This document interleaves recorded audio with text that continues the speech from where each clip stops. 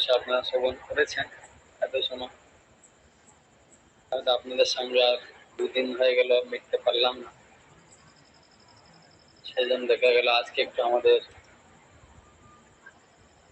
অন্তিম ভগবানের যে একটুখানি লীলা কথা আমরা শ্রবণ করি।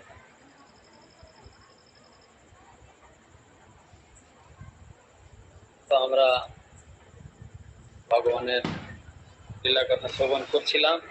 প্রথম 1 দিবস আমাদের হয়েছিল, আজকে সেখানে আমরা আলোচনা করেছিলাম ভগবান নৃসিংহদেব, তিনি ভগবান লক্ষ্মী মাতার কৃপায়, লক্ষ্মী মাতাকে ইচ্ছায়, লক্ষ্মী মাতার ইচ্ছায় তিনি কি করলেন না, জয় এবং বিজয়কে চতুষ্কুমার দ্বারা অভিশাপ প্রাপ্ত করালেন।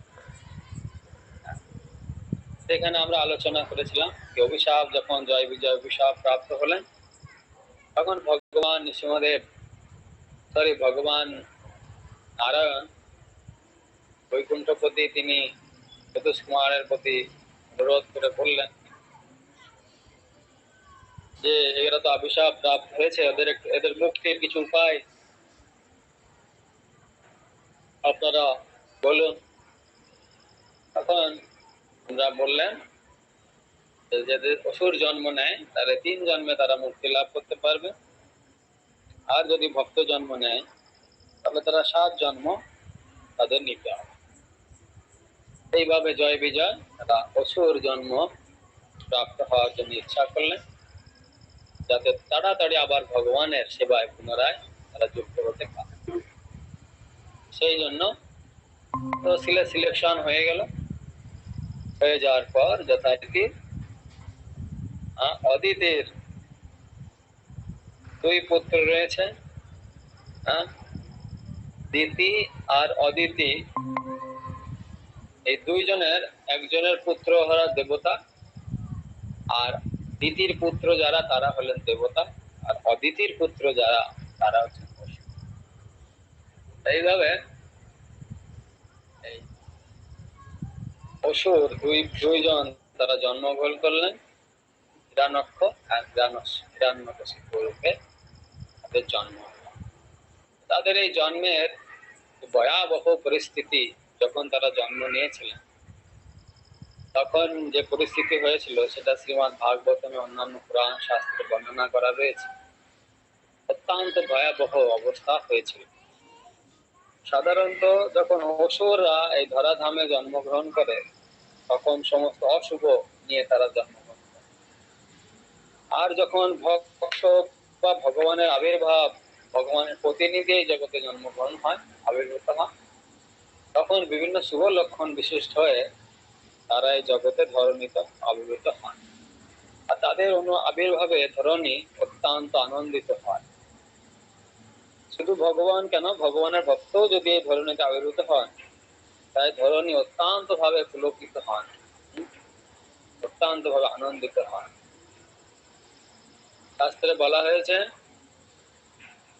যস্মিন কুলে বৈষ্ণব নাম ধ্যেয়া। যখন কেউ জননী কৃতার্থং, জননী কৃতার্থং বসুন্ধরা চা ধন্যা তস্মিন কুলে বৈষ্ণব নাম ধ্যেয়া। স্বভাবত বৈষ্ণব যদি ধরাধামে আবির্ভূত হন তখন বসুন্ধরা তিনি নিজেকে ধন্যা মনে করেন, আর ভগবান যদি আবির্ভূত হন তাহলে আর কি আরো আনন্দিত হবেন। সেইভাবে এই হিরণ্যক্ষ এবং হিরণ্যকশিপু যখন তারা আবির্ভূত হয়েছিলেন তখন বিভিন্ন রকম অশুভ লক্ষণ, চারিদিক অন্ধকার আচ্ছন্ন হয়েছে। কেন? শাস্ত্রে কারণ বলা হয়েছে। কারণ যখন এই যাদের পিতা যখন তিনি ধ্যান করছিলেন, তপস্যা করছিলেন, ধ্যান করছিলেন, সেই সময় অদিতি গিয়ে তার কাছে গিয়ে সন্তান প্রাপ্ত হওয়ার জন্য আবেদন করছিলেন। সেই সময়টা ছিল সন্ধ্যাকালীন সময়। শাস্ত্রে বর্ণনা করা আছে সন্ধ্যাকালীন সময় অধিক রাত্রে 12টা রাত্রে 11টার 10টার পর থেকে 11টা 12টার সময় এসব ভূত প্রেতের সময় থাকে। এই সময় কোনো সৎ সন্তান শুভ সন্তানের জন্ম হয় না। সে সেই সময় গিয়ে তার স্বামীর কাছে আবদার করেছেন, স্বামী কিছুতেই তাকে বোঝাতে পারেনি। তারপরে স্বামী সবকিছু বলেছেন, দেখো যদি তুমি এই সময় যদি তুমি সন্তান কামনা করো তাহলে তোমার সেই সন্তান কিন্তু অশুভ সন্তান। তো তখন সে সেটা স্বীকার করে নিয়েছে। সে কামনা বাসনার তাড়নায় অত্যন্ত মত্ত হয়ে সেই দিক আর বিচার করেনি। ফলস্বরূপ তাদের যে সন্তান হয়েছে সেই সন্তান বিশাল বড় এক অসুর হয়ে জন্মগ্রহণ করেছে। আর তার কারণে সমস্ত জগতে মানুষের এক ভয়ঙ্কর দিন, দুর্দশার দিন তাদের জীবনে নেমে আসে। তাদের কারণ ছিল এই অদিতি। অদিতির প্রতি তাকে বলেছিল যে এই সময়টা সন্তান গ্রহণ করা ঠিক নয়, অশুভ। সন্ধ্যাকালীন সময় কখনো স্বামী স্ত্রী সম্ভাষণ করতে না করা নিষেধ আছে শাস্ত্রে। এইভাবে বিভিন্ন ক্ষণ রয়েছে গর্ভধান সংস্কার অনুসারে। সেটা যেহেতু অদিতি মানেনি, কামনা বাসনার দ্বারা তিনি জর্জরিত হয়ে তিনি সেটা স্বামীকে বাধ্য করেছেন, আর ফলস্বরূপ তাদের এই সন্তান জন্ম। তো সেইভাবে হিরণ্যকশিপুর জন্ম হলো, বিভিন্ন কুলক্ষণ সমন্বিত হয়। ধীরে ধীরে তারা বড় হলো, হওয়ার পরে ভগবান বরাহদেবের দ্বারা হিরণ্যক্ষ বধ হলেন। আর সেখান থেকে হিরণ্যকশিপু অত্যন্ত ক্রোধান্বিত হয়ে গেল। সেখান থেকে ভগবান বিষ্ণু হিরণ্যকশিপুরের শত্রু হয়ে গেল। সেখান থেকে তিনি ভগবানের প্রতি ভাইয়ের ভ্রাতা হত্যার প্রতিশোধ নেওয়ার জন্য তিনি বিষ্ণুর সাথে লড়াই করার জন্য নিজেকে প্রস্তুত করলেন। সেখানে তিনি অনেক তপস্যা আদি করলেন। ব্রহ্মার কাছ থেকে তিনি অমরত্ব লাভ করলেন। লাভ করার পর এদিকে যখন তিনি তপস্যায় গিয়েছিলেন, তখন আমরা আলোচনা করেছিলাম সেখানে প্রহ্লাদ মহারাজ তিনি গর্ভবতী ছিলেন। আর এই নারদ মুনির কাছে, নারদ মুনির ওখানে দেবতারা পায়াদু ধরে নিয়ে গেছিল বৈষ্ণব স্থানে, বৈষ্ণব সঙ্গে। আর ভগবানের কথা শ্রবণ করতে করতে মাতৃগর্ভে এই প্রহ্লাদ মহারাজ তিনি বড় হয়েছেন। বিশাল বড় পাণ্ডিত্য, বিশাল বড় ভক্তি, তিনি মহান ভক্ত নারদ মুনির সঙ্গ লাভ করার ফলে, নারদ মুনি শিষ্যস্ত লাভ করার ফলে তিনি মাতৃগর্ভে থেকেই ভগবানের এক মহান ভক্তে পরিণত হয়েছিলেন। এইভাবে তারপরে প্রহ্লাদ মহারাজের জন্ম হয়।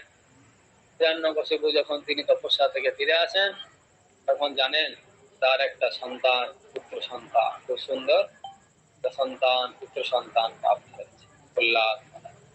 প্রহ্লাদ মহারাজ ওরা দুই ভাই ছিল, আহ্লাদ আর প্রহ্লাদ। আহ্লাদ ছিল প্রহ্লাদের বড়, আর প্রহ্লাদ হচ্ছে ছোট। এরা দুই ভাই ছিল,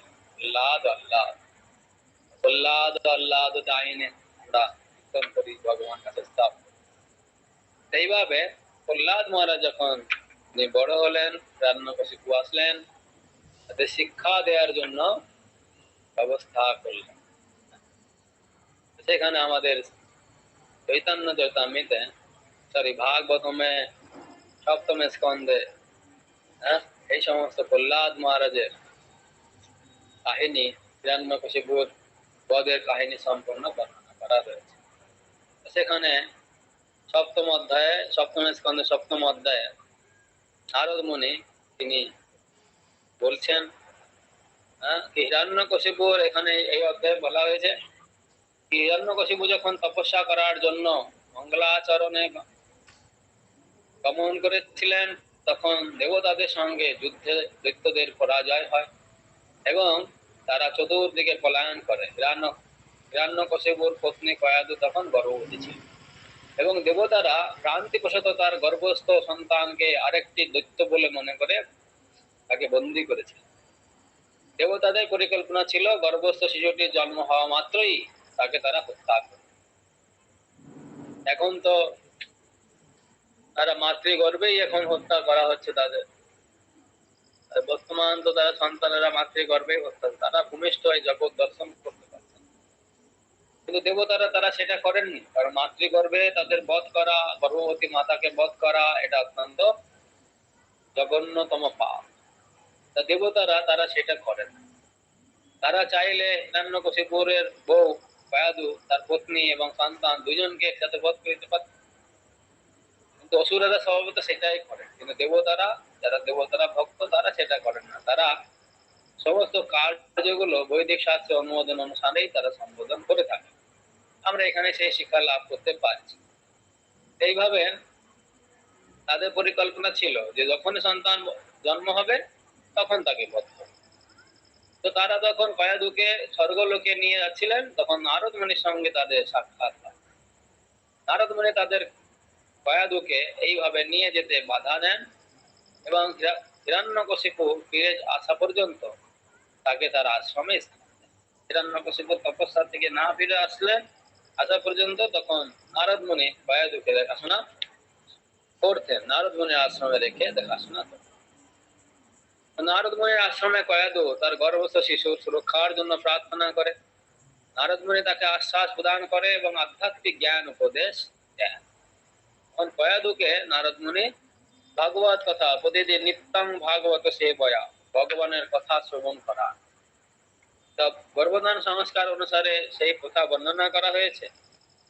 গর্ভস্থ শিশুর বীজ বপন শুরু করা থেকে গর্ভস্থ সন্তান যখন ধীরে ধীরে বড় হতে থাকবে, সেই সন্তানকে গর্ভবতী মা তিনি নিত্য ভাগবতনের কথা শুনবেন, ভগবানের কথা, গীতা ভাগবতের কথা, ভগবানের লীলা কথা শুনে সবসময় ভগবানের চিন্তায় চিন্তিত থাকবে, ভগবানের সেবায় চিন্তিত থাকবে। এইভাবে শিশুটা মাতৃগর্ভ থেকেই তিনি ভগবত সঙ্গ লাভ করে এক মহান আত্মায় পরিণত হবে, আর তখন সেই সন্তান জগৎবাসীর মঙ্গল বিধান করবে। এইভাবে শাস্ত্রে গর্ভধান সংস্কারের কথা বর্ণনা হয়েছে। তো তারপরে এখানে কয়াদু ধীরে ধীরে তিনি এই নারদ মুনি থেকে তিনি ভগবানের কথা শ্রবণ করতে লাগলেন। আর ভিতরে নারদ প্রহ্লাদ মহারাজ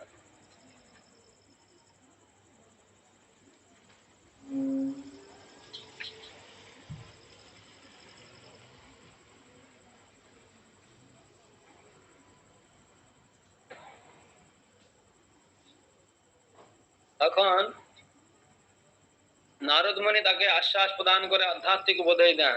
প্রহ্লাদ মহারাজ গর্ভস্থ শিশু হওয়া সত্ত্বেও নারদ মুনি সেই উপদেশ অত্যন্ত মনোযোগ সহকারে শ্রবণ করেছিলেন। আমরা এখানে সাক্ষাৎ প্রমাণ দেখতে পাচ্ছি যে মাতৃগর্ভে সন্তান যখন সে হয়, সে সব কিছু শ্রবণ করতে পারে। সে দেখতে পারছে না, কিন্তু কর্ণ দিয়ে সব সে শ্রবণ করতে পারছে।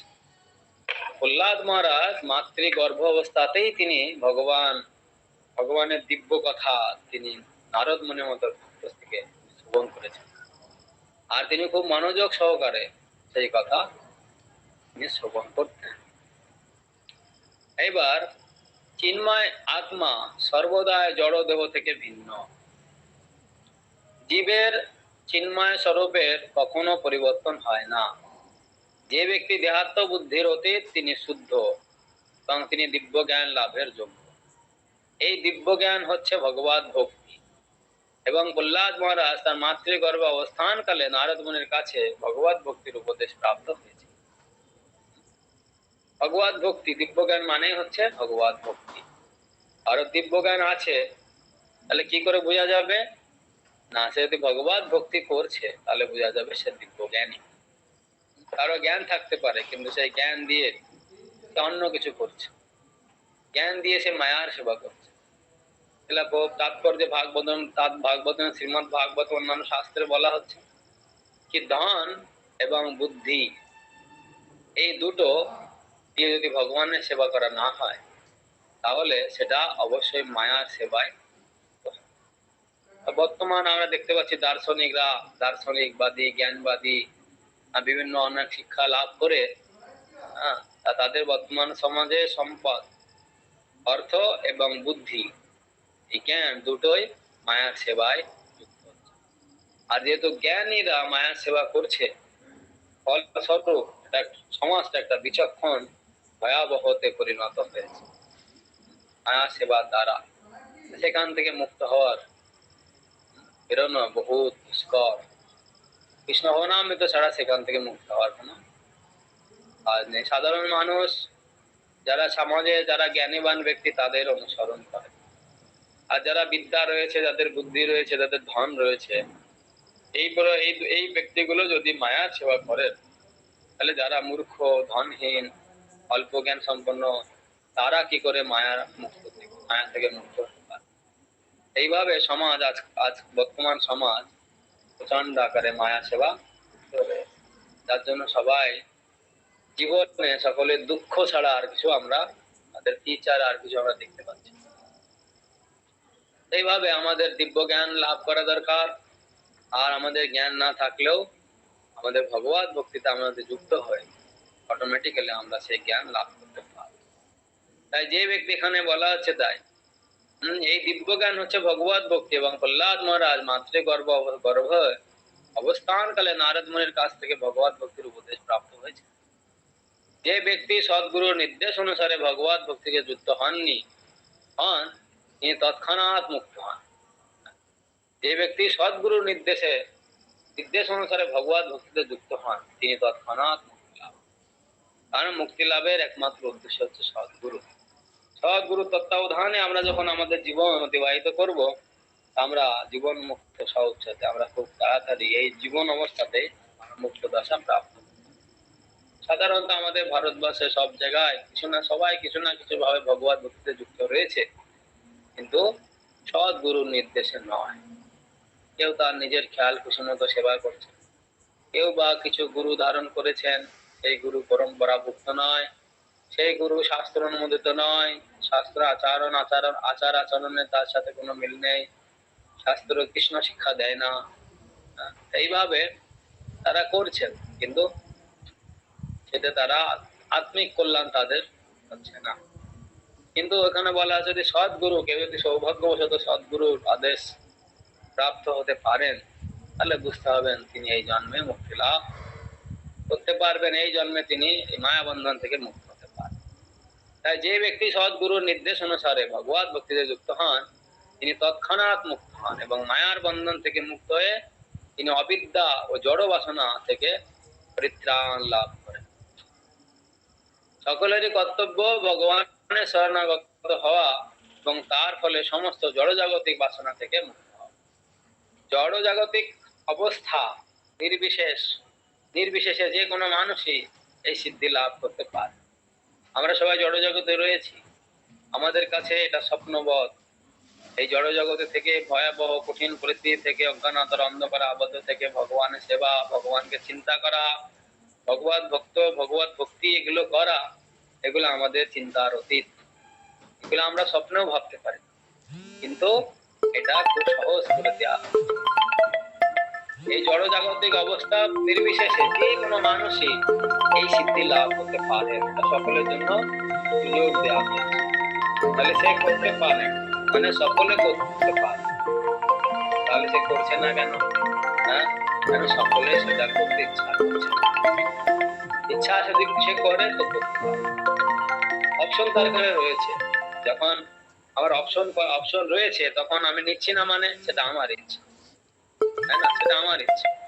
মানুষ যেহেতু রজতম গুণে রয়েছে, তাই জন্য সাত্ত্বিক বস্তু তাদের কাছে। আমরা দেখেছি আমরা যখন রজতম গুণে থাকি তখন ভালো সাত্ত্বিক খাবার গুলো আমাদের খেতে, আমাদের বেশি লঙ্কা, পচা গলা জিনিস, পান্তা, এই সমস্ত জিনিস, আমাদের খারাপ বাসি জিনিস খেতে আমাদের মনটা খুব থাকে। এটা হচ্ছে গুণের একটা প্রভাব।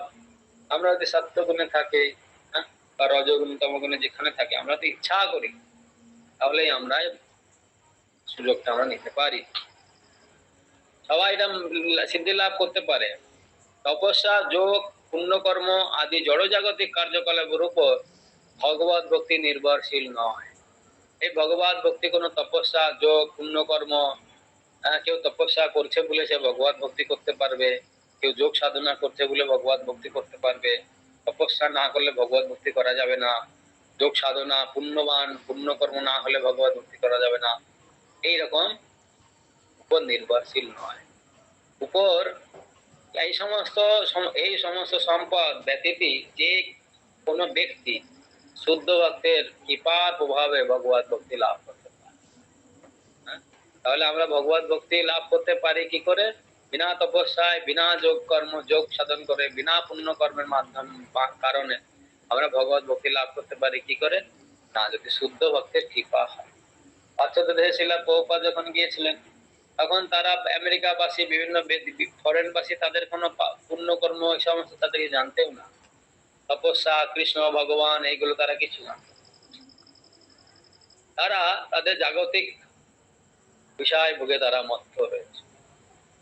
উন্নত দেশ, উন্নত সিস্টেম, সবকিছু, হ্যাঁ, তাদের কোনো কিছু ছিল না। প্রভুপাদ গিয়ে তাদের কৃপা করেছে, স্বীকৃতি দিয়েছে, তারপরে তারা এইভাবে নারদ মুনি বললেন, মহারাজ প্রহ্লাদ মহারাজ যদিও অসুর কুলে জন্মগ্রহণ করেছিলেন, তবুও তিনি সমস্ত ভক্তদের মধ্যে শ্রেষ্ঠ। তার সহপাঠী অসুর বালকদের দ্বারা এইভাবে জিজ্ঞাসিত হয়ে তিনি আমার কথিত উপদেশ সমূহ তাদের বলেছিলেন।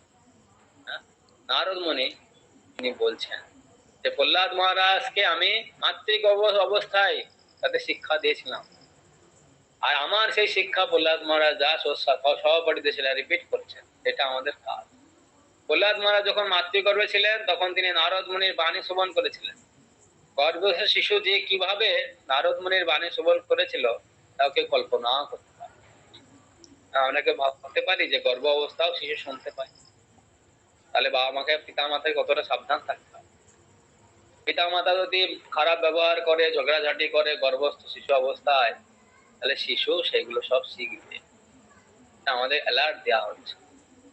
হ্যাঁ, যদি খারাপ ভাষা ইউজ করে, খারাপ সঙ্গ করে, হ্যাঁ, খারাপ মনোভাব সম্পন্ন হয়, আর গর্ভস্থ শিশুটা অ্যাজ ইট ইজ কপি হয়ে বেরোবে। হ্যাঁ, ওখানে মেন তৈরি হচ্ছে। সেই জন্য পিতা মাতাকে গর্ভস্থ শিশু গর্ভে থাকা অবস্থায় খুব সাবধানতা সহকারে, মাতাকে সাবধানতা সহকারে সঙ্গ করতে হবে। হ্যাঁ, ভালো অসৎ সঙ্গে যাওয়া যাবে না, কারোর সাথে ঝগড়াঝাটি করা, খারাপ ভাষা ব্যবহার করা, খারাপ বস্তু দেখা, খারাপ মনোভাব উৎপন্ন করা, এটা করা যাবে না। সেখানে বলা হচ্ছে যে গর্ভস্থ শিশু যে কিভাবে নারদ মুনির বাণী শ্রবণ করেছিল, তা কেউ কল্পনাও করতে পারে। কিন্তু এটি হচ্ছে আধ্যাত্মিক জীবন। আধ্যাত্মিক প্রগতি কোন প্রকার জড় অবস্থার দ্বারা প্রতিহত হতে পারে। আধ্যাত্মিক প্রগতি যেখানে থেকেও সে করতে পারে। তাহলে একটা বুঝুন, মাতৃগর্ভ জায়গাটা পরিষ্কার পরিচ্ছন্ন জায়গা নয়। সেখানে কৃমি, কীট, মল মূত্র বেষ্টিত রয়েছে। ভূমা একদম ভূমের আপো আনালো বায়ু, ভূমির সেখানে সমস্ত জরায়ুর দ্বারা পুরো বাচ্চাটা সেখানে আবদ্ধ রয়েছে। চারিদিকে মল মূত্র দুর্গন্ধ বেষ্টিত সেই বাচ্চা মাতৃগর্ভে রয়েছে। সেইখানেও সে ভগবানের কথা শুনে শুদ্ধ ভক্ত, শুদ্ধ ভক্তি যাজন করতে পারছে। হ্যাঁ, তাহলে এই জন্য বলা হচ্ছে ভগবত ভক্তি বিশ্বের উপর নির্ভর নয়। আধ্যাত্মিক প্রগতি যে কোনো প্রকার অবস্থার দ্বারা হতে পারে, প্রতিহত হতে পারে না। তাকে বলা হয় অহৈতুকে অপ্লুত হতে, এটা কেউ প্রতিহত করতে পারে না। এটা হচ্ছে কি আধ্যাত্মিক কাজ। আমরা যে কেউ যেখানে থেকেই আমরা ভগবত ভক্তি যাজন করতে পারি। দিব্যজ্ঞান গ্রহণ কখনোই কোনো জাগতিক পরিস্থিতির দ্বারা প্রতিহত হতে পারে।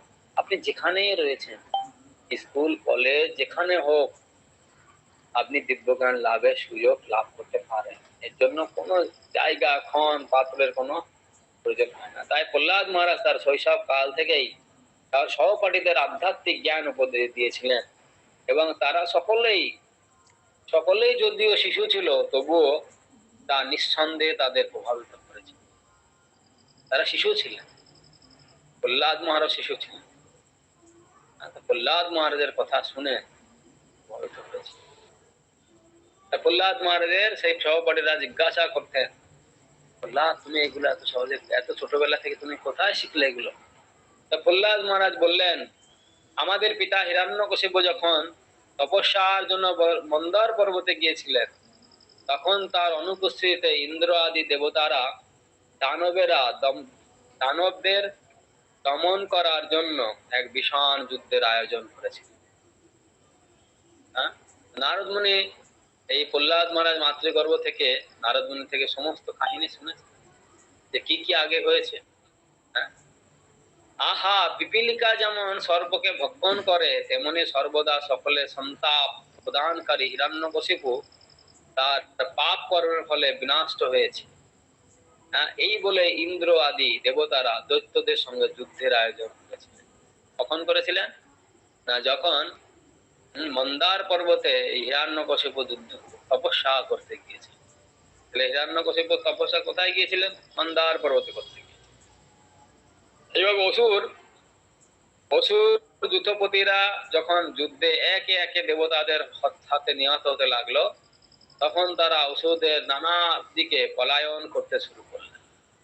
আর তাদের প্রাণ রক্ষার জন্য তারা এতই ব্যস্ত হয়ে পড়েছিল যে তারা তাদের গৃহ, স্ত্রী, পুত্র, পশু এবং গৃহের উপকরণের প্রতি দৃষ্টিপাতও করতে পারেন, সব কিছু রেখে দিয়ে পালিয়ে।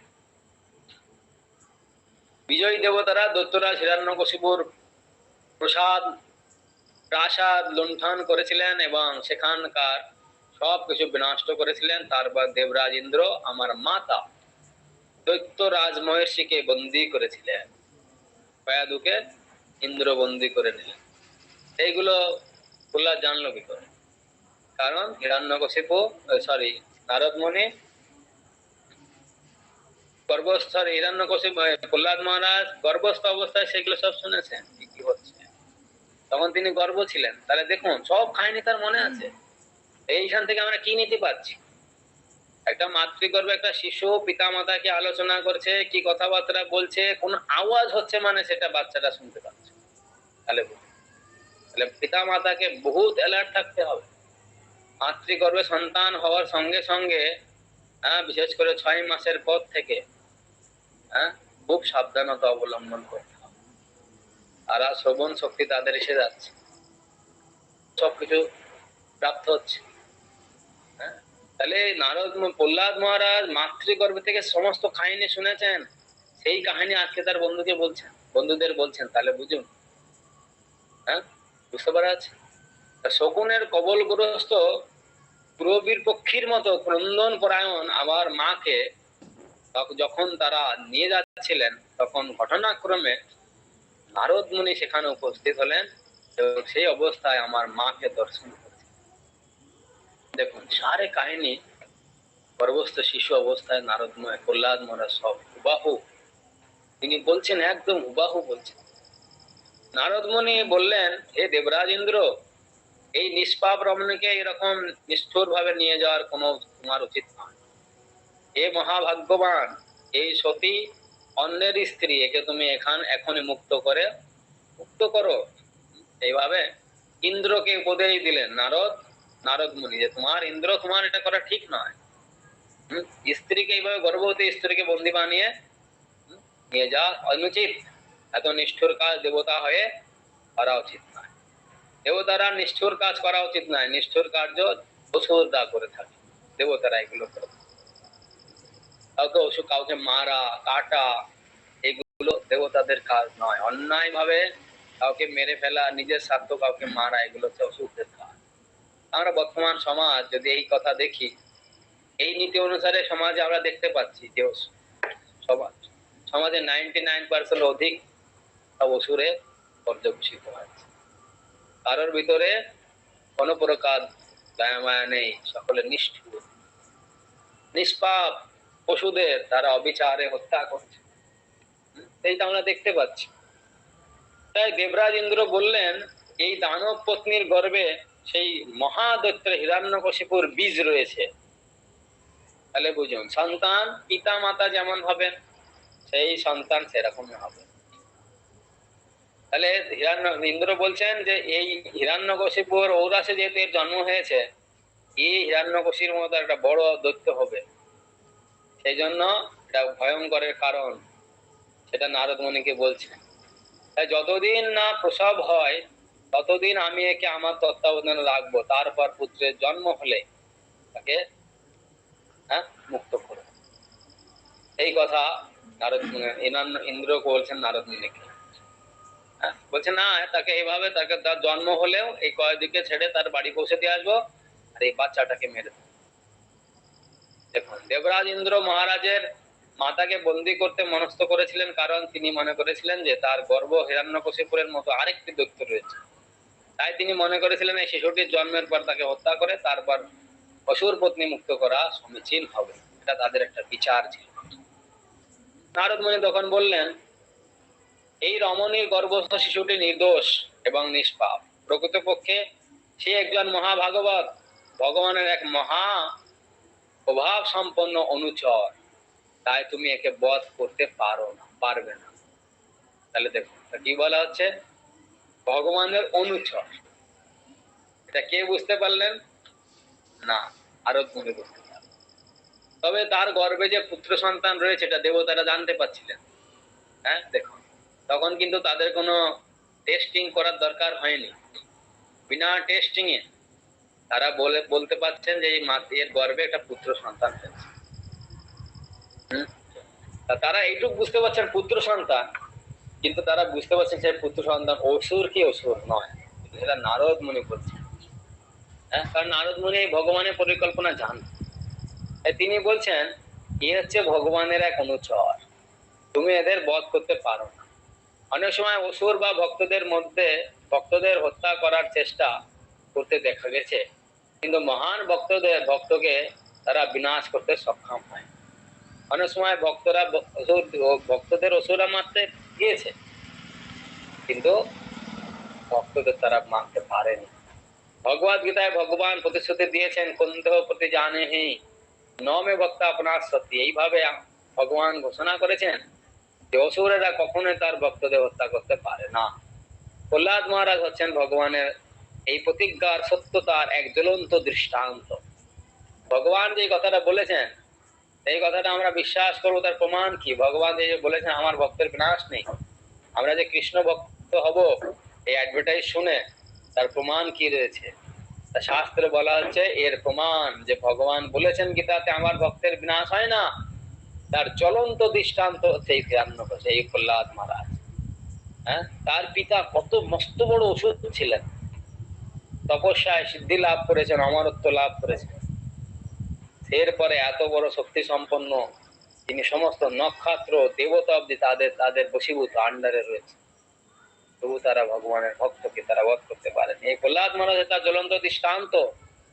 নারদ মুনি ইন্দ্রকে বলেছিলেন তোমরা দেবতা হলেও এই শিশুটিকে হত্যা করা তোমাদের পক্ষে সম্ভব। তো অসুররা তো ভক্তদের মারতে চায়, আর তুমি তো অসুর নাও, তোমরা দেবতা, তোমরাও এই শিশুটিকে বধ করতে পারবে না, কারণ অন্যদের পক্ষে তা অসম্ভব। এটা তাদের পক্ষে সম্ভব নয়। দেবর্ষি নারদ এইভাবে বললেন, ইন্দ্র তার বাক্য অনুসারে তৎক্ষণাৎ আমার মাতাকে মুক্ত করেছিল। যেহেতু নারদ মুনি হচ্ছেন সকলের সাধুদের, নারদ মুনি স্বর্গের রাজা ছিলেন, তবু সাধুদের কথা অনুসারে তিনি রাজ্য পরিচালনা করেন। নারদ মুনির মতো ভক্ত সাধুদের কাছে সাজেশন করতে হয়, সাধুদের কাছে বুদ্ধি পরামর্শ করতে হয়, জীবনে কি করা উচিত, কিভাবে আমরা দুঃখময় সংসার থেকে মুক্ত হতে পারবো। নারদ মুনি তিনি রাজা নয়, কিন্তু স্বর্গের রাজা ইন্দ্র। ইন্দ্রকে নারদ মুনি আদেশ করেছেন, তো ইন্দ্র তার আদেশ পালন করেছেন। এইভাবে প্রহ্লাদ মহারাজ বলছেন, নারদের কথা শুনে ইন্দ্র আমার মাতাকে মুক্ত করে দিলেন।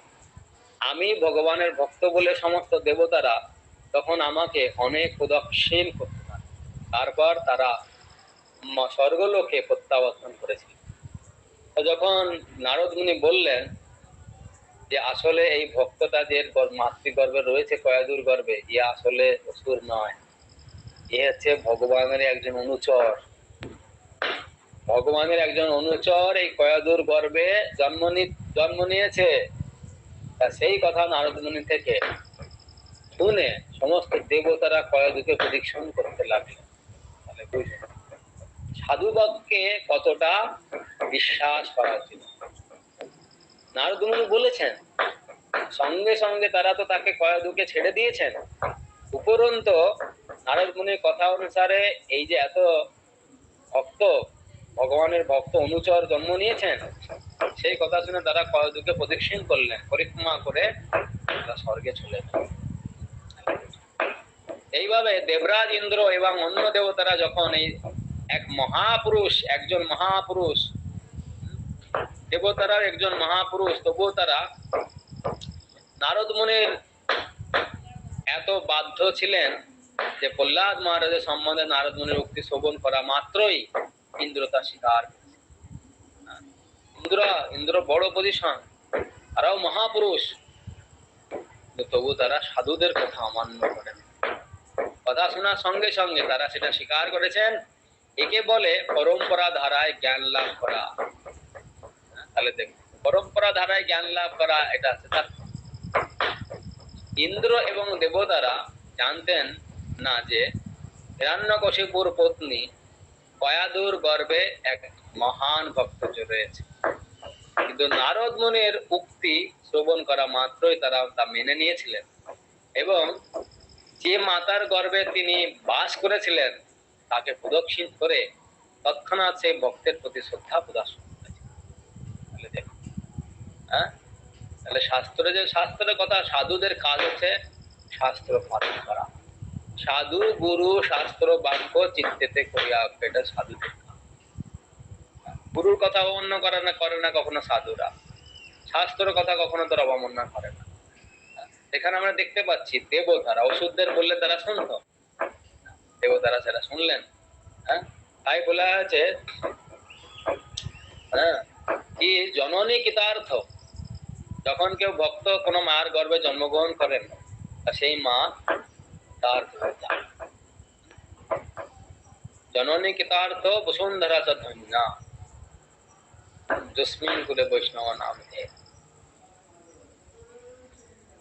তাই এখানে বলা আছে পরম্পরার মাধ্যমে ভগবান এবং তার ভক্তকে জানাই হচ্ছে জ্ঞান লাভের পন্থা।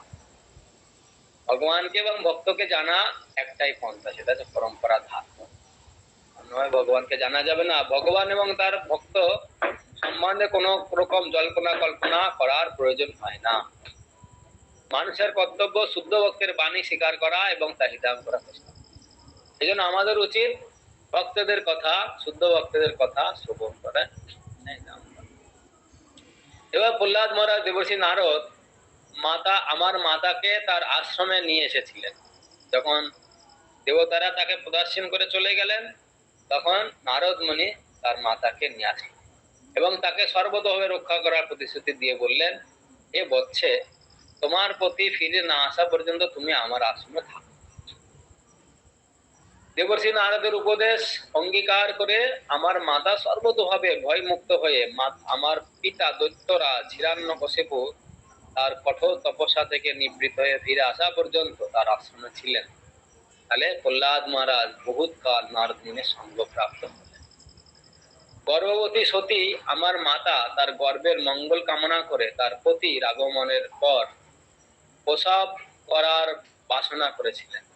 এইভাবে তিনি ভক্তি সহকারে নারদ মুনির সেবা করে তার আশ্রমে অবস্থান করেছেন। এই নারদ মুনির কাছে প্রার্থনা করেছিলেন কি যে আমি আমার এই সন্তানকে আমি আগে প্রসব করতে চাই না। আমার স্বামী যখন তপস্যা থেকে ফিরে আসবেন তখন আমি এই সন্তান প্রসব করতে চাই। ভাগবতমে এই কাহিনী খুব সুন্দর বর্ণনা করা আছে। বলা আছে কি মাত্রা শস্ত্রা দুহিতা বা নাভি বিক্তাসনা ভবেত বলাবানেন্দ্র গ্রাম বিদ্যাংশমপি করসতি। নির্জন স্থানে এখানে একটা গুরুত্বপূর্ণ শিক্ষা দেয়া হচ্ছে সকলকে। কি নির্জন স্থানে কোনো স্ত্রীর সঙ্গে, এমনকি নিজের মা, ভগ্নী অথবা কন্যার সঙ্গেও থাকা উচিত নয়। যদিও নির্জন স্থানে কোনো স্ত্রীর সঙ্গে থাকতে কঠোরভাবে নির্দেশ দেওয়া হয়েছে, তবু নারদ মুনি প্রহ্লাদ মহারাজের যুবতী মাতাকে আশ্রয় প্রদান করেছিলেন। তিনি গভীর শ্রদ্ধা এবং ভক্তি সহকারে নারদ মুনি সেবা করেছিলেন।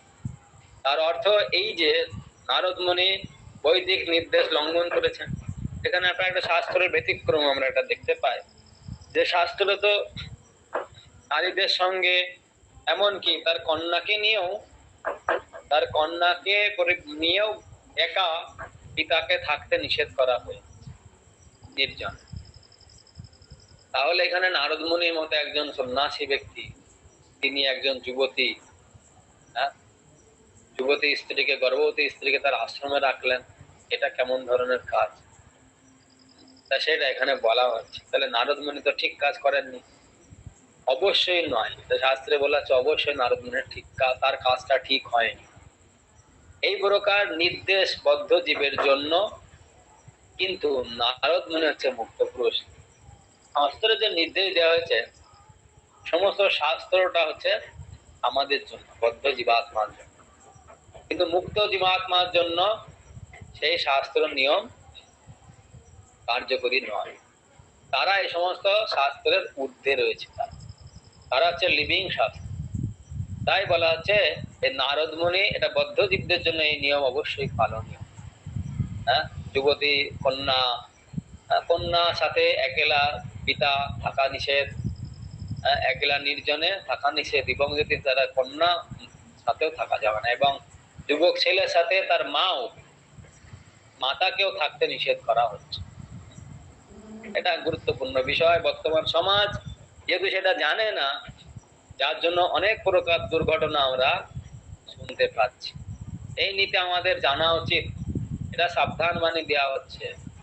হ্যাঁ, পিতা মাতা সন্তান এই সমস্ত উপযুক্ত বয়স যখন তাদের হয়, তখন তাদের শরীরের ভেতরে, তাদের অঙ্গ যখন পুষ্ট হয়, সেই সঙ্গে সঙ্গে তাদের শারীরিক পরিবর্তন হয়। আর সেটার জন্য সেই পরিবর্তনে, স্বামী, পিতা, কন্যা, মা, পুত্র, সেগুলো বহুত রিস্ক হয়ে থাকে। সেই জন্য এই নির্দেশ দেওয়া হয়েছে, যুবক পুত্রের সাথে যুবক মা কখনো তার সাথে একা থাকা যাবে না, তাহলে কোনো প্রকার দুর্ঘটনা হওয়ার সম্ভাবনা থাকে। এবং যুবতী কন্যার সাথে তার পিতা একা থাকা যাবে না, সেখানেও স্বয়ং বিপদ হওয়ার সম্ভাবনা রয়েছে। সমাজে সেটা হচ্ছে, বর্তমান সমাজ তার ভুক্তভোগী, তারা শাস্ত্র মানছে না, ফলস্বরূপ তার ভুক্তভোগী সমাজ। এই জন্য শাস্ত্রে এই কথা বলা হচ্ছে। তাই এই নিয়ম হচ্ছে বদ্ধ জীবদের জন্য, আমরা যারা রয়েছে আমাদের জন্য এই নিয়ম পালন করা উচিত। তাই এই প্রকার নির্দেশ বদ্ধ জীবদের জন্য। কিন্তু নারদ মুনি হচ্ছে মুক্ত পুরুষ। নারদ মুনি চিন্ময় স্তরে অবস্থিত একান্ত একজন মহাঋষি। তাই যদিও তিনি ছিলেন একজন যুবক পুরুষ, তবুও তিনি একজন যুবতী রমণীকে আশ্রয় প্রদান করে তার সেবা গ্রহণ করতে পারেন। তাই হরিদাস ঠাকুরও এক পরমা সুন্দরী বেশ্যার সঙ্গে গভীর রাত্রে কথা বলেছিলেন, কিন্তু সেই রমণী তার চিত্ত বিচলিত করতে পারেননি। পক্ষান্তরে সেই হরিদাস ঠাকুরের আশীর্বাদ বাদে এক শুদ্ধ ভক্তে বৈষ্ণবীতে পরিণত হয়ে গেছে। হরিদাস ঠাকুরকেও দেবী দুর্গা, স্বয়ং দুর্গা দেবী, তিনি হরিদাস ঠাকুরকে পরীক্ষা করতে গিয়েছিলেন লক্ষ্য হীরা বেশ্যারূপ ধারণ করে। কিন্তু সেখানে গভীর অরণ্যে হরিদাস ঠাকুর একলা রয়েছে, এত সুন্দর রমণী দেখতে। দুর্গা দেবী যদি একজন বেশ্যারূপ ধারণ করে আসে, তাহলে যে কোনো পুরুষ সে দ্বারা মোহিত না হয়ে কি করে থাকতে পারে? তারপরে সেই নারী এসে যদি সেই পুরুষকে আহ্বান করছে, সেই পুরুষকে যদি কোনো নারী এসে যদি কোনো পুরুষকে আহ্বান করছে, তাই এত সুস্থির পুরুষ, তখন সে কত সময় সে নিজেকে রক্ষা করতে পারে? এখানে দেখা যাচ্ছে যে ভক্ত তিনি এই সমস্ত মায়ার দ্বারা কখনো আকৃষ্ট। হরিদাস ঠাকুরকে তিনি লক্ষ্য হয়ে তিনি পরীক্ষা করতে এসেছিলেন, বহু সময় বহুদিন তার সাথে ছিলেন, কিন্তু হরিদাস ঠাকুরকে কখনোই তিনি একটু তার মনটাকে তার দিকে আকর্ষণ করাতে পারেন। উপরন্তু লক্ষ্য হীরা হরিদাস ঠাকুরের সঙ্গের ফলে তিনি এক মহান ভক্তিতে বৈষ্ণবীতে পরিণত হয়ে গিয়েছিলেন। হ্যাঁ, তার শিষ্যত্ব স্বীকার করেছিলেন। তাই সাধারণ মানুষের কিন্তু এই প্রকার মহাভাগবতের আচরণে অনুকরণ করা উচিত না। বর্তমান সমাজে যারা সাধু সন্তরা রয়েছেন আমরা দেখতে পাচ্ছি, তারা এই সমস্ত অনুকরণ করতে গিয়ে তারা ফেসে যাচ্ছে। কারণ আমরা সবাই বুদ্ধজীব, আমরা না হরিদাস ঠাকুর, না আমরা নারদ মুনি। তার প্রমাণ আমরা নিজেকে যদি মনে করি না আমিও মুক্ত হয়ে গেছি, তাহলে সেটা আমার সেটা ক্ষতি শুধু হবে, আর কিছু নয়। সেই জন্য আমাদের সেটা অনুকরণ করা উচিত নয়। সাধারণ মানুষের কর্তব্য স্ত্রী সঙ্গ থেকে দূরে থেকে শাস্ত্রের নির্দেশ কঠোর নিষ্ঠা সহকারে পালন করা। নারদমণি অথবা হরিদাস ঠাকুরের আচরণ অনুকরণ করা কখনো উচিত নয়। বলা হয়েছে বৈষ্ণবের ক্রিয়ামুদ্রা বিজ্ঞে না বুঝায়। যে কোনো ব্যক্তি নির্ভয়ে শুদ্ধ বৈষ্ণবের আশ্রয় গ্রহণ করতে পারে। তাই পরবর্তী শ্লোকে স্পষ্ট হয়ে বলা হয়েছে, দেবর্ষি রন্তিকে সাধু কো ভয়া সাকুত ভয়া। প্রহ্লাদ মহারাজের মাতা কয়াদু সর্বতভাবে ভয় মুক্ত হয়ে নারদ মুনির রক্ষণাবেক্ষণে ছিলেন। এমনি নারদ মুনি তার চিন্ময় স্ত্রীতে নির্ভয়ে একজন যুবতী রমণীর সঙ্গে ছিলেন। নারদ মুনি, হরিদাস ঠাকুর প্রমুখ আচার্যরা যারা ভগবানের মহিমা প্রচার করার জন্য বিশেষ শক্তির দ্বারা আবিষ্ট, তারা কখনোই জড়জাগতিক স্তরে অধঃপতিত হন না। তাই আচার্যকে একজন সাধারণ মানুষ বলে মনে করতে নিষেধ করা হয়েছে। শুশ্রূষু নরমতি, গুরুষু নরমতি। গুরুকে কখনো মানুষের মতো মনে করা উচিত নয়, এগুলো শাস্ত্রের বিধান। এইভাবে প্রহ্লাদ মহারাজ নারদ মুনি গর্ভস্থ আমি এবং পরিচারকত আমার মাতা উভয়কে তত্ত্বজ্ঞান উপদেশ দিয়েছিলেন, যেহেতু তিনি স্বভাবতই অধঃপতিত জীবদের প্রতি অত্যন্ত দয়ালু ছিলেন। তাহলে নারদ মুনি তিনি এত রিস্ক নিয়ে একটা যুবতীকে সেখানে রেখে, গর্ভবতীকে নিয়ে সেখানে রেখে তাদের সাথে রয়েছে, তাদের সেবা নিচ্ছেন, কারণ তারা অধঃপতিত জীবদের প্রতি অত্যন্ত দয়ালু। তাই তার চিন্ময় স্থিতিতে অবস্থিত হয়ে তিনি ধর্মতত্ত্ব এবং দিব্য জ্ঞান প্রদান করেছিলেন। সেই উপদেশ সমস্ত জড় কুলুষ থেকে মুক্ত ছিল। তার যে উপদেশ জড় কুলুষ থেকে মুক্ত ছিল। একে বলা হয় ধর্মস্ব তত্ত্বং জ্ঞানাং চ নির্মলং। নির্মল শব্দের অর্থ অমল ধর্ম বা ভাগবত। সাধারণ ধর্ম অনুষ্ঠান সকল ধর্ম, যার ফলে জড়জাগতিক ধন সম্পদ উন্নতি সাধন হয়, কিন্তু নির্মল বিশুদ্ধ ধর্ম হচ্ছে ভগবানের সঙ্গে জীবের সম্পর্ক সম্বন্ধে অবগত হয়ে সেই অনুসারে আচরণ করা। তার ফলে ভগবত ধামে ফিরে যাওয়ার পরম উদ্দেশ্য সাধিত হয়। প্রহ্লাদ মহারাজ উপদেশ দিয়েছেন যে জীবনের শুরু থেকেই ভগবত ধর্মের স্তর উন্নত হওয়া উচিত। কৌমারা আচার্য প্রাজ্ঞ ভগবত ধর্মান ভগবত তানিহা। ভগবান স্বয়ং সেই নির্মল ধর্মের উপদেশ দিয়েছেন। ধর্ম পরিত্যাজ্য মামেকং শরণাং ব্রজ। বিভিন্ন প্রকার সমস্ত ধর্ম পরিত্যাগ করে কেবল আমার শরণাগত হও। এইভাবে ভক্তি সহকারে পরমেশ্বর ভগবান শ্রীকৃষ্ণের সেবা করা হলে শুদ্ধ জ্ঞানের উদয় হয়। তা দীর্ঘকাল গত হওয়ায় এবং স্ত্রী জাতি বলে আমার মা সেই সমস্ত উপদেশ বিস্মিত হয়েছে। স্ত্রীদের একটা স্বভাব রয়েছে, কি স্বভাব? কি তারা শুনলে সেটা মনে রাখতে পারে। প্রহ্লাদ মহারাজ বলছেন কি আমার মা যেহেতু স্ত্রী জাতি, বহুত কাল ধরে আমার মাও শ্রবণ করেছেন একই জনের শেখা থেকে। নারদ মুনির কথা আমার মাও শ্রবণ করেছেন, আমিও মাতৃগর্ভে শ্রবণ করেছি, দুইজন শ্রবণ করেছি। কিন্তু আমার মা যেহেতু স্ত্রী জাতি ছিলেন, তাই আমার মা সেটা বিস্মিত হয়েছেন। কিন্তু দেবর্ষি নারদের অনুগ্রহে আমি তা ভুলিনি।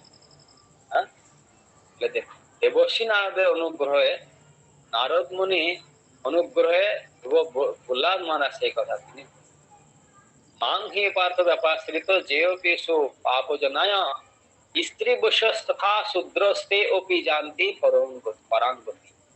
হে পার্থ, অজন্ত অন্তর্য মৃষ্যগণ বেশ্যাদি পতিতা স্ত্রী লোকেরা তথা বৈশ্য শূদ্র প্রভৃতি নিষ্বর্ণস্থ মানুষেরাও আমার অনন্য ভক্তিকে বিশেষভাবে আশ্রয় অবলম্বন করে পরাগতি লাভ করতে পারে। তাহলে দেখুন, যারা জীবনে কোনো কার্যের বশত তারা অশুদ্ধ হয়ে গেছেন, অশুদ্ধ হয়ে গেছেন, তাদের মতো পতিতা ব্যক্তি, বেশ্যা ব্যক্তি, চণ্ডাল, শূদ্র, যারা জন্মসূত্রেই তারা হচ্ছে অশুদ্ধ জনিতে জন্মগ্রহণ করেছে, এই প্রকার ব্যক্তিও যদি কৃষ্ণ হরনামৃত গ্রহণ করেন, তাহলে তারা পরম শুদ্ধ লাভ করে পরম গতি লাভ করতে পারে। কারণ একটাই পিউরিফিকেশন ব্যবস্থা রয়েছে এদের জন্য। যারা তাদের জীবনে পতিত দশা প্রাপ্ত হয়েছে, বেশ্যাবৃত্তি অবলম্বন করেছেন, অন্তর্য, মিলেচ্ছ, শূদ্র, বৈষ্ণব জন্মগ্রহণ করেছেন, তাদের আর জীবন থেকে উন্নত হওয়ার কি পন্থা রয়েছে? তারা কি করে শুদ্ধতা লাভ করতে পারে? লাভ করা মাত্র একটাই পন্থা আছে, সেটা হচ্ছে কি? পাপজনী। পাপজনী থেকে মুক্ত হওয়ার একটাই আছে, হ্যাঁ, কি ভক্তিকে, অনন্য ভক্তিকে বিশেষভাবে আশ্রয় করে অবিলম্বে পরাগতি লাভ করতে। পাপজনী শব্দে শব্দে তাদের ইঙ্গিত করা হয়েছে যারা শূদ্রদের থেকেও নিচু। শূদ্র তো বর্ণাশ্রমের ভেতর রয়েছে, এর থেকে নিচু কারা রয়েছে? অন্তর্য, মেলেচ্ছ, হ্যাঁ, এরা হচ্ছে আরো নিচু। বেশ্যা, এরা হচ্ছে গিয়ে আরো যারা পতিতা, এরা হচ্ছে সমাজের এই শূদ্র থেকে অধিক অধিক অধিক অধিক নিচু। এরা কি করে জীবনে পরাগতি লাভ করতে পারবে এই জীবনে? সেই কথা শাস্ত্রে বলা হচ্ছে। কিন্তু স্ত্রীরা পাপজনী না হলেও অল্প বুদ্ধি হওয়ার ফলে কখনো কখনো ভগবত ভক্তি সম্বন্ধীয় উপদেশ বিস্মৃত হয়ে